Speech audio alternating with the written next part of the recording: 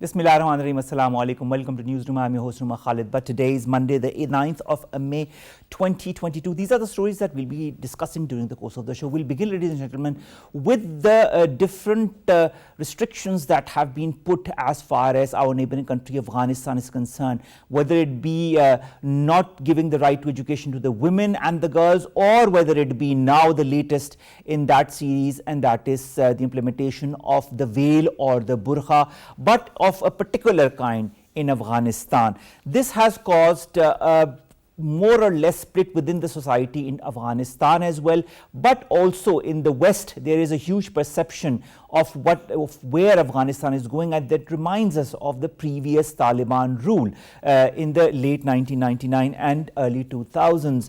Will Afghanistan go the same way as it has been going in its last rule? Has it changed or has it not? Because if you remember well, that a lot of aid that will come from the West and the recognition of the Taliban government depends on how it treats its women and the girls. So this of course comes as a surprise, maybe to some, maybe not to others. We'll be discussing that in our first segment. Our second story of the day, ladies and gentlemen, concerns the atrocities in Palestine by the Israelis that continue unabated. We've been talking about it in the previous shows as well, and of late Israel is going to forcibly expel at least 1,000 more Palestinians from the occupied West Bank. That has been ruled by the court, and this ruling could pave the way for more Israeli settlements in the region where the Palestinians are going to be evicted, and this continues the spate of brutalities that Israeli forces have been perpetrating in Palestine. Will there be ever a stop to it? We'll be talking about this in our second segment. The third story concerns the 800 Pakistani Hindus that had gone, and in fact it was more than 800 plus, that had gone to India to obtain nationality. There was a law that was taken out by India that allowed the Hindu community as well as the Jain community and other communities to go and obtain nationality. But what has happened is that around 800 Pakistani Hindus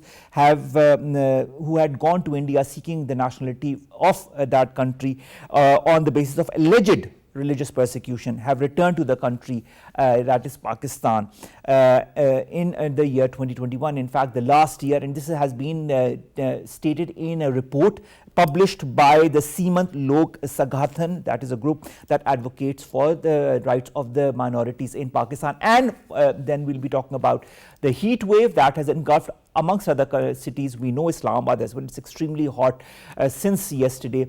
But Karachi is going to an all-time high as far as the temperatures are concerned. Since 1960, now Karachi's temperature has increased by around 2.4 degrees centigrade at night and 1.6 degrees during the day. But now in this particular heat wave, the temperatures are rising to 7 to 8 degrees, even more than the previous temperatures. There have been different advisories that have come out that people should not go under the direct sun and others, and that they should drink a lot of water. Are people following that? This is our story. Then finally we'll be talking about the new variant of Omicron, that is BA 2.12.1. First case of that new variant that has also engulfed other parts of the world, including China, including the West, has been detected by the National Institute of Health. This of course raises a lot of alarms for Pakistan, where the number of cases had reduced to a minimum. Let's begin with our first story, and that concerns Afghanistan, the veil and women's education. More in the following report.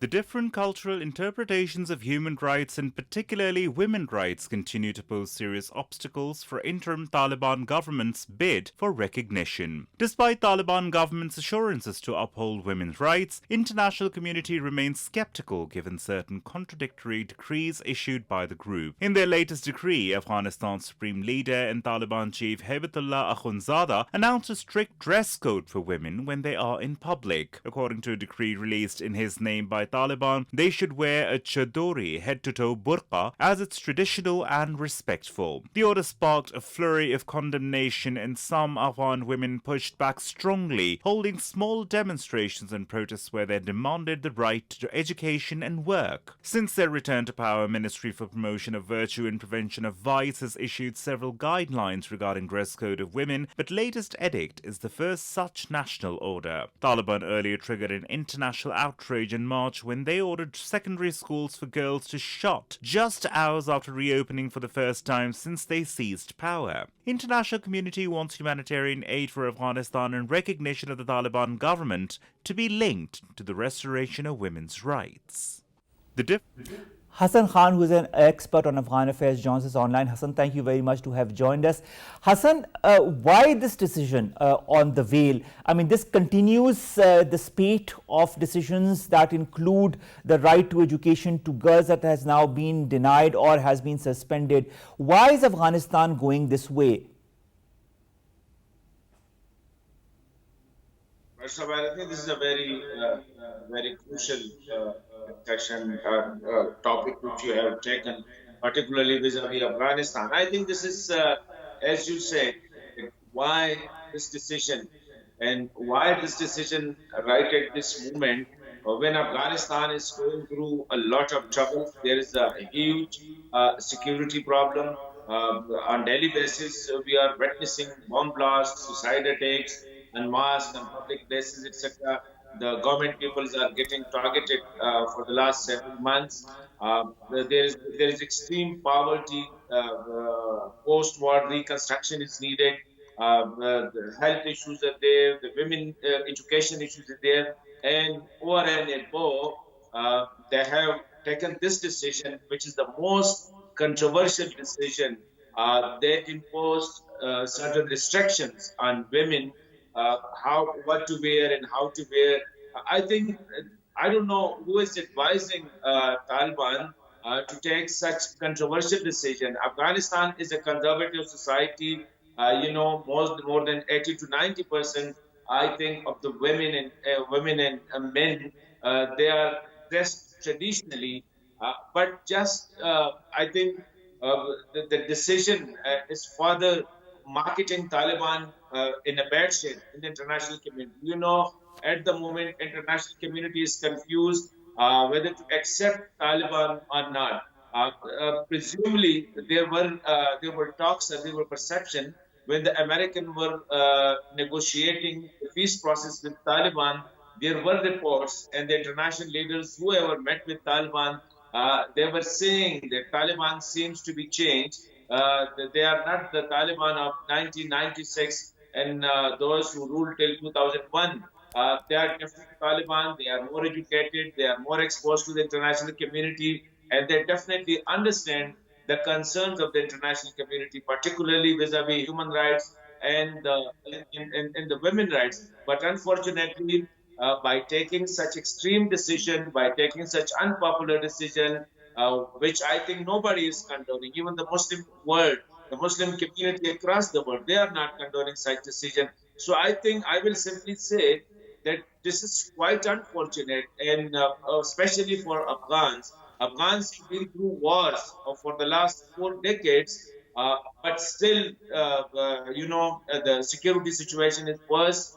People are running out of the country. There is a huge brain drain. The reason is that nobody is accepting Taliban in a way they are behaving. So I think I will simply say, this is completely unfortunate, and I think Taliban have unnecessarily attracted the world attention by doing something very much negative. And I think they can't hide themselves or take refuge. But that's true. But also, Hassan, what I'd like to also understand is why go back to the 90s rule of the Taliban? In fact, the 2 last decisions that they have taken about girls' education and about the veil remind us exactly of their previous rule. A, do you feel they are returning back to their early rule and will continue in the same vein as they were used to do in the late 1990s? Or B, do you think this is a diversionary tactic from the current humanitarian economic crisis, just so that the people in Afghanistan can think of other things and not of their own lack of food and lack of water and lack of resources? I think Taliban, look, they have only one ministry which is working in the entire Afghanistan, and that is this ministry called Amar bil Maruf wa Nahy Anil Munkar. This is the only ministry which is working. I think there's no other ministry, no other ministry which seems to be working. I think the problem is, but the international community has misunderstood the Taliban character, especially the one who were negotiating with the international community for more than 2 years in Doha, in Qatar. I think they were totally different people. Now, Taliban internally, they are in complete control of their senior leadership, which are the traditional mullahs, which traditionally belong to the rural Afghanistan. They hardly have been to the cities. Now they are gradually coming out, and they are imposing their version of Islam. They are imposing their version of Afghan culture. And I think those Taliban leaders, definitely they will be interested in going with the international community, because at this moment, if Taliban understand, look, they are leaving everything to God, that God will help, because God has taken the responsibility of providing food to the people. So this is their mindset. God has taken the responsibility of curing the diseased person. I think God has taken the responsibility of giving you protection. This is the mindset of especially that cadre of the Taliban, which are the traditional mullahs, which are the traditional religious leaders. They have never interacted with the modern world. They have never been into the statecraftness. They have never been into taking such a responsibility. So I think it shows that there is a sharp division between the Taliban, Now, this those is who a were, very who were important exposed to point. the Now, world. Hassan, this is a very important point. Sharp division within the ranks of the Taliban. How much of that is true? A lot of reports are pointing towards that. We talk about Hibatullah Akhundzada, who is more of a hardline. Then there are the other factions of the Taliban. Then we also know about the Haqqani group that was a bit more modern than these. Is this going to continue? Is this crack within the Taliban, do you feel, going to prove detrimental for the Taliban government in the future? I think the problem within the ranks of Taliban is that their senior leadership, as I said earlier, they are too much conservative. They belong to the faraway rural areas, away from the cities. Definitely, the Haqqanis reports say that Haqqanis are a bit different. These puritanical or these extreme conservative mindsets exist from the Taliban leaders who are from Kandahar, or who are from Helmand, the areas which are traditionally held by Taliban. But those Taliban who want to have some change or go with the international community, the problem is that the foot soldiers, the mid-rank Taliban leaders, they are also drawn from the faraway rural localities, and they have this mindset, which their teachers are telling them that, look, jihad is important.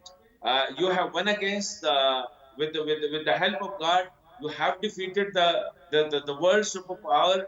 Now it is the God's responsibility to feed the people. Now it's the God's responsibility to heal the diseased one. It's the God's responsibility that how many years you have to live in the world, whatever may happen, you will live that year. So this is the mindset, and that mindset exists at the top, the traditional leaders, and at the foot soldiers level. So I think the middle one, who want to bring certain changes, who want to go with the world, who want to govern the country, I think they have a very little say in the affairs of making policies and especially implementing those policies. All right, Hassan, I'd also like to point to a recent interview that was given by one of the Afghan officials to the BBC, in which he talked in detail about this new veil that has been implemented for the women in Afghanistan. And he said that those women who are not part of, who do not follow the rules as per these decrees according to the Afghan Taliban on the veil, are not really part of their country. Why seclude women in this manner? Don't you feel this is going to lead to a further division within? I'm not talking of the Taliban. Let's talk about the Afghan society, about the Afghan people. We have also heard stories about women who are trying to defy this new veil, because this veil is very different from the other veils that a lot of women put across the world, including in Pakistan, Saudi Arabia, and in other countries as well. Do you feel that this will be accepted in the long term by all the women in Afghanistan, or will this lead to further division within the society? Look, I think that the problem is that this is not a what Islam tells you. This is the extreme tribal mentality. In tribal societies, women is the focus of your honor. Women is the focus of your religion. Women is the focus of everything. Especially the reason is women in the tribal setup are the weakest segment of society. So what the Taliban are doing, like a typical tribal, what we call it, ruralized mindset, they are looking toward how women are dressed, how women are talk, how women behave. So I think this mindset is largely exists in the Taliban leadership. And I believe that it's going to, their first decision, closing the women's schools, closing the women, the women education institutions. The problem is, if you met with Muttaqi, Amir Khan Muttaqi, the foreign minister, he will explain it in a very flowery language. He will justify it in a very Afghan way. But Taliban are very, very good in talking because, mostly their presentation skills, I think they have excelled in it. But the fact is, what they are doing, it's I think that's very important. And I think Taliban will definitely lose the ground. And already in the North, the National Resistance Front, they have started taking certain districts, and there are reports that they have taken away certain districts from Taliban. So I think if Taliban didn't change this behavior, there will be definitely internal rats, especially those Taliban leaders who want to go with the world, who want to listen to the word, and especially the Muslim world also, and who want to govern, because this is a very golden opportunity. God has given them an opportunity to govern the state, but they seem to be unable. So definitely you are right that this such controversial decision, it's already the people who are educated, the people who have some a bit of resources, they are leaving Afghanistan. They are trying to run away to other countries. There is a huge brain drain going on at the moment from Afghanistan. So if such decisions, such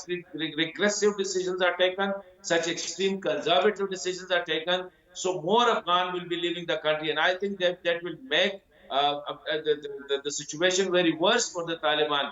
If you don't have the doctors, you don't have the teachers, you don't have the engineers, you don't have the technical skills people. So how you will carry on the governance responsibility? So definitely, I think what I believe that gradually the Afghan society, it will start resisting against the Taliban, and definitely the National Resistance Front, which has already started attacks in the north on the Taliban positions, so that will get strengthened, and the international community, especially countries like Pakistan, Iran, Turkey, and Saudi Arabia, etc., they are also morally under pressure because Pakistan can no more play a role for Taliban to be accepted by the international community. The same is for Iran, the same is for Turkey, the same is for other Muslim world. So I think they will be further isolated. So those Taliban leaders, especially who are against such decision but unable to speak, I think it will also, they will have also a type of what we call, they will be weaned away from the main leadership, and it will create further problems for Taliban. Now, Hassan, on the one hand, when we see the internal strife, as you've just explained, as far as decisions such as these on the veil on women's education is concerned, on the other hand, there's also, as you pointed out, the external pressure. The West and the United Nations, when it talks about aid under the current humanitarian or economic crisis in Afghanistan, links it with women's rights, links it with education for girls and women, and both are being denied as we speak in Afghanistan. If, God forbid, the United Nations or the West stops its aid, where are they going to get their money from? Where are they going to get their livelihoods from? How will they survive? I think, but this is very unfortunate. The Taliban leadership, especially, they believe that, as I said earlier, that they are in a way blackmailing the international community by further pushing the country into poverty, into illiteracy, etc. It's in a way they are blackmailing them, and by imposing their own conservative, regressive policies on the people of Afghanistan. The reason is they knew that international community will never go to that extreme. What they do, if even they don't care for their policies, they don't care for the people of Afghanistan. They are least concerned about the poverty in Afghanistan. They are least concerned about the increasing number of terrorist attacks in the nook and corner of the country. They are least concerned about the lack of medicines, the non-working hospitals, the closure of schools, etc. Their only concern is that they want to impose their tribalistic, extreme, ruralites mindset policies, and they are giving it a name of Islam. Look, in one of the two provinces in the north, they have stopped the university teachers going to teach the students for the reason their condition is that only those teachers will be allowed to enter the university who are whose Sirat and Surat are according to Islam. So if okay, we will be talking about the Surat. Surat, you have a beard and you have a headscarf, etc. But what about the Sirat? Who will qualify that? Whether this person has a Sirat, his character, whether Taliban's own character is about Islam, whether they qualify to be following the Sirah, the Uswa Hasana of Muhammad sallallahu alaihi wasallam. So I think that they are going from one extreme to another extreme. There is no stopping. So this is the time for the international community, and I believe definitely the international community will be forced to intervene in a way, whether they will be forcing the neighboring countries like Pakistan, Iran, and the Central Asian states, sorry, are they are going to stop certain aids, are directly provide aid to the people of Afghanistan. So I think the international community is hamstrung. They are in totally catch-22 situation. If they punish Taliban, they will be punishing the people of Afghanistan. If they are leaving Taliban to impose their regressive and conservative policies, again Afghanistan will be pushing to further. So this is a very catch-22 situation for the international community. And for Taliban, they don't care. I don't know how these things are going to move along. Thank you very much, Hassan Khan, expert on Afghan affairs, to have talked to us about this latest situation emanating from Afghanistan as far as women's rights are concerned, whether it be denying them the right to education or now imposing a certain veil that has not been imposed in any other part of the world. Well, what it will lead to, as Hassan Khan has said, is a catch-22 situation, and also lead to more extremism. We know about the ETIM, we know about the TTP, we know about the IS Khorasan or the Daesh that are present there. This will lead to a more strengthening of those factions as well. Let's see where all of this moves towards in the next couple of days and weeks. We'll be updating you as that comes along. Our second story, ladies and gentlemen, concerns the Israeli atrocities in Palestine that continues. Israel, as per the latest decree by an Israeli court, is going to expel at least 1,000 more Palestinians from the occupied West Bank. Where is it all going to lead to? When will it stop? More in the following report. 74 years of oppression, displacement, murder, imprisonment, assault, denigration and misery. Palestinian people have been resisting the Israeli Zionist occupying regime day and night for 3/4 of a century. Exhibiting its imperial tyranny, Israel's High Court ordered more than 1,000 Palestinian families living in the occupied West Bank to leave the place. After a 2-decade legal battle, Israel's High Court rejected a petition against the forcible displacement of more than 1,000 Palestinians who reside in the area. Rights groups have decried a decision by an Israeli court that paves the way for Israeli forces to forcibly expel Palestinian Bedouin communities in Masafar Yatta, an area in the southern occupied West Bank. Human rights groups call on the international community to prevent the displacement from happening in what would be one of the largest single displacements of Palestinians in decades. The Norwegian Refugee Council has described the development as dangerous. Earlier, Israel carried out air raids in the central Gaza Strip, and Israeli security forces launched brutal attacks on the Al-Aqsa Mosque compound during Ramadan, which wounded 152 Palestinians. Confrontations at the Al-Aqsa compound in Jerusalem's walled Old City and the attempted eviction of Palestinian families from occupied West Bank pose risk of sparking a slide back into a broader conflagration like last year's Israel 11-day bloody offensive on the Gaza Strip in May. Now, to discuss more about this issue, we've been joined by Palestinian journalist Haneen Harara. Haneen, thank you very much to have joined us. Haneen, this decision by the Israeli Supreme Court, this is going to further polarize not only the situation in Palestine, but also create more of a disharmony and an issue with the people in Palestine who are already besieged since the last decades. Where is Israel pushing them? To which limit will it go to? Okay, well, Israeli crimes continue. The daily murders, the nightly raids on people's homes, the constant invasions and vandalism of educational institutions and holy places, the countless injuries and attacks, the endless terrorism. Yet again, the Israeli occupation shows its true colors. The disrespect towards religions. Hundreds of Palestinians were assaulted and arrested for going to pray in Jerusalem. Yesterday, we have 3 Palestinians were killed by Israeli occupation forces. One of them was from Gaza. He worked in the West Bank, and he was shot while he trying to enter 48 Palestinian occupied land. Another Palestinian murderer was killed in Bab al-Amud area in Jerusalem, in the occupied Jerusalem.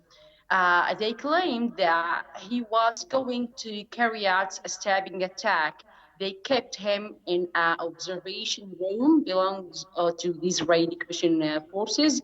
According to 8 witnesses, 10 bullets were fired at him. Imagine that. The operations by the Palestinian youth are reactions to the crimes of the occupation against the Palestinians in the West Bank and Jerusalem, as we heard about Al-Ad operation. Now, Haneen, we see Nakba after Nakba happening in Palestine. Sorry to be very blunt about this, but there is no end to the atrocities on the Palestinians. The latest being this eviction of the 1,000 even plus people from Masafar Yatta in the South Hebron Hills. Why does Israel want so much of control? Why can't it accept the fact that this is the land of the Palestinians? It has taken a lot of land. It continues to take the land. To which extent will this go? Will it ever stop? Will it end by the Palestinians completely being evicted from Israel? Now, the situation in the West Bank, especially in Hebron and Jenin, in the West Bank and in Jerusalem, become more harder. As I mentioned before, Al-Ad operation, if you know it, which resulted by 3 Israeli settlers were killed. The grandfather of this young man's Behat, of the perpetrators of the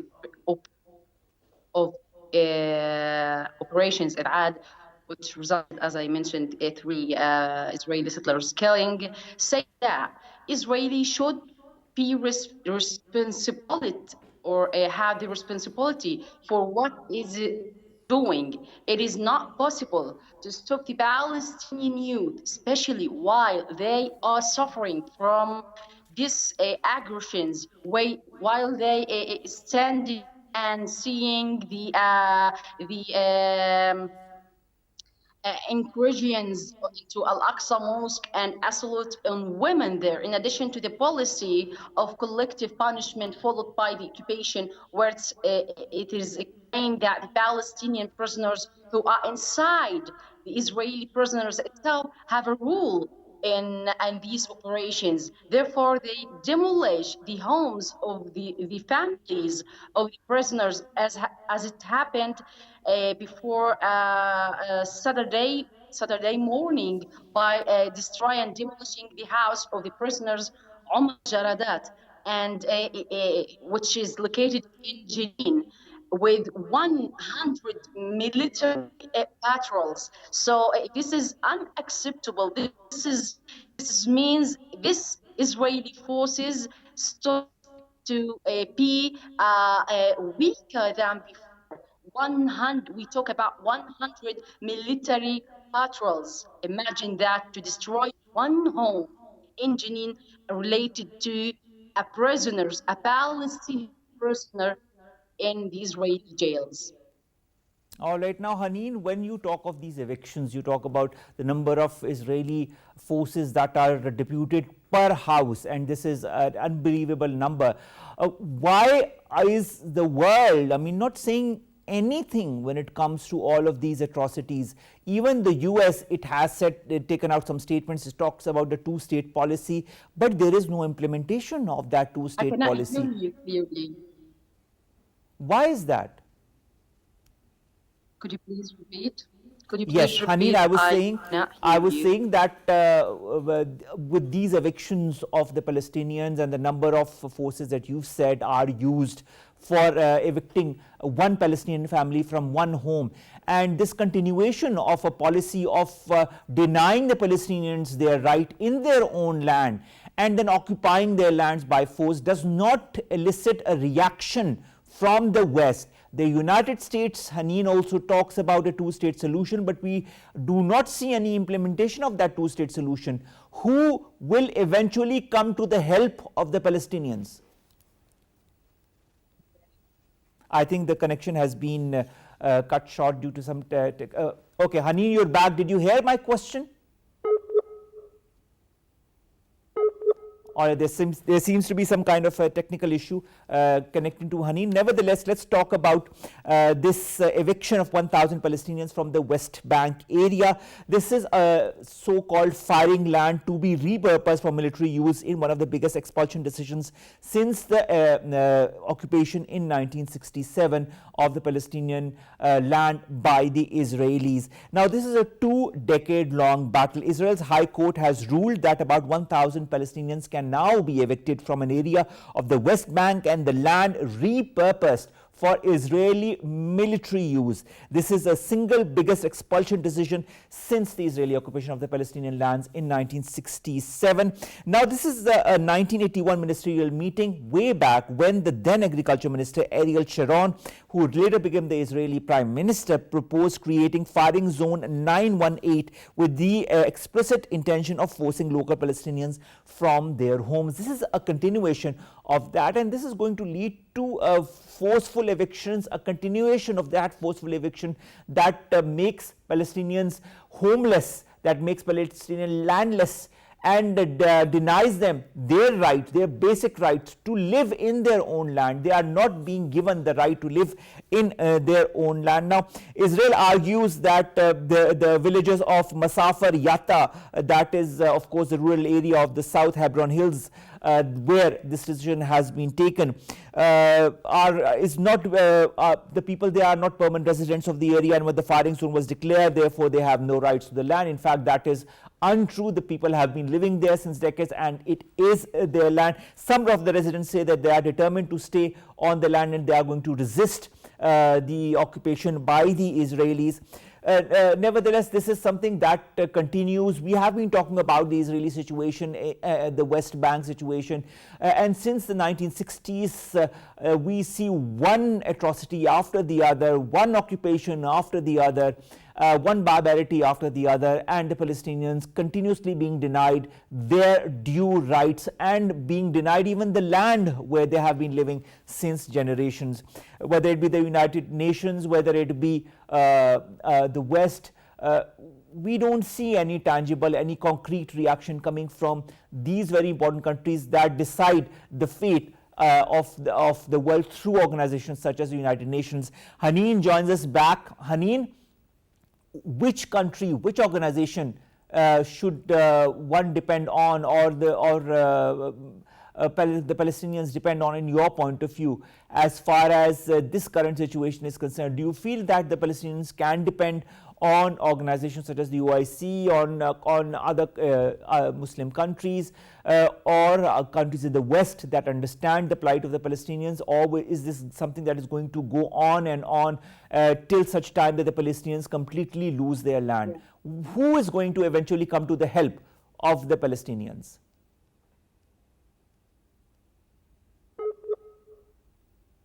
There seems to be some continuous technical issue.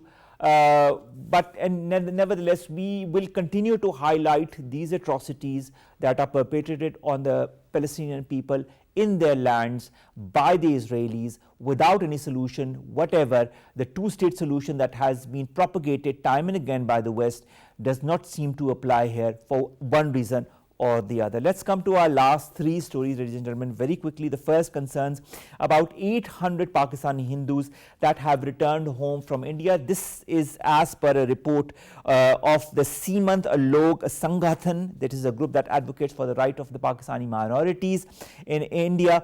This was reported by a leading Indian publication very recently, in fact on Sunday.